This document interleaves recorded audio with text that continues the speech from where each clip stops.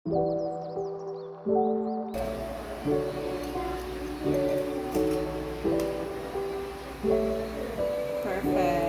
Ganda.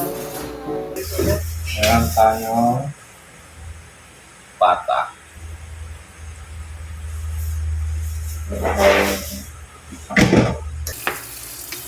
Baka may na magdala dyan ng cake.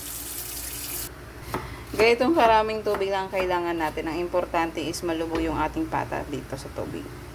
Lagyan natin ng sibuyas, bawang, ganyan lang. Lagyan natin ng tanglad, pampabango. Paminta.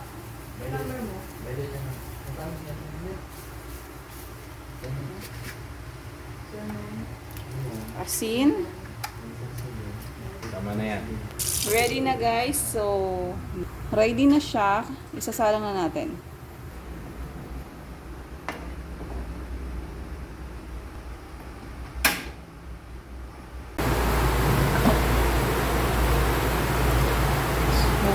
Ito na yung ating pata na pinakuluan natin. Check natin guys kung malambot na. Okay, lambot na. Kumasay ka.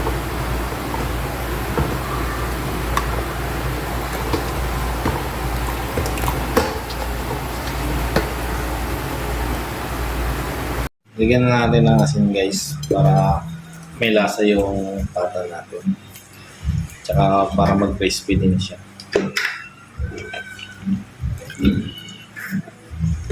What? I can't feel it anymore. Dito kami magpiprito ng crispy pata. Lagyan natin ng maraming mantika.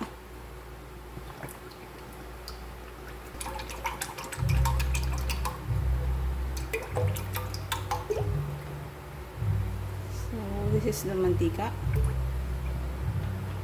Initin lang natin yung ating mantika bago natin ilagay yung ating crispy pata. After an hour guys, tuyo na yung ating crispy pata. Ready na siya para prituhin. Start na tayo sa pagprito ng ating crispy pata. Sa mahinang apoy lang guys kasi first fry pa lang naman yung aming gagawin.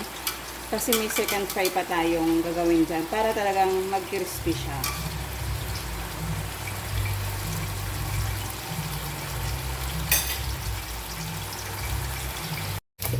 So, tapos na tayo sa first fry.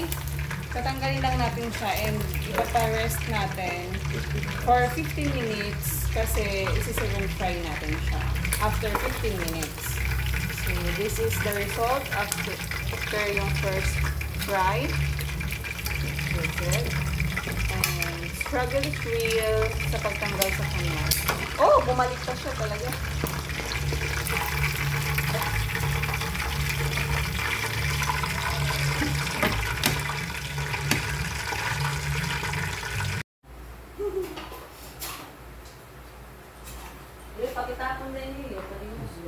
Makalipas ang 15 minuto, sa second fry na natin yung ating crispy pata. Oh! Balik ka rin na natin guys. And look at that. Wow. It's so crispy. It's so yummy.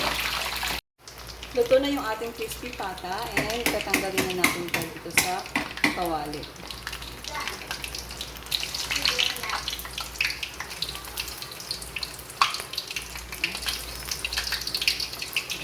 Ingat. Kasi mainit na ating nasika. Transfer natin siya sa malinis na plato.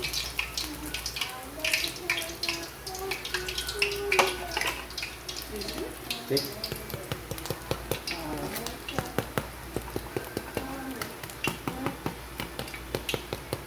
Crispy. Kumukulo pa.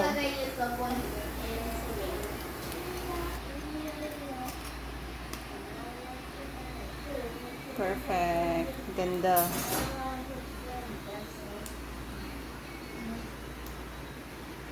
We put some designs.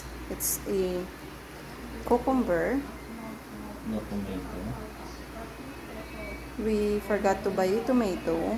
So, that's it. This is our crispy pata by Mark Palmera.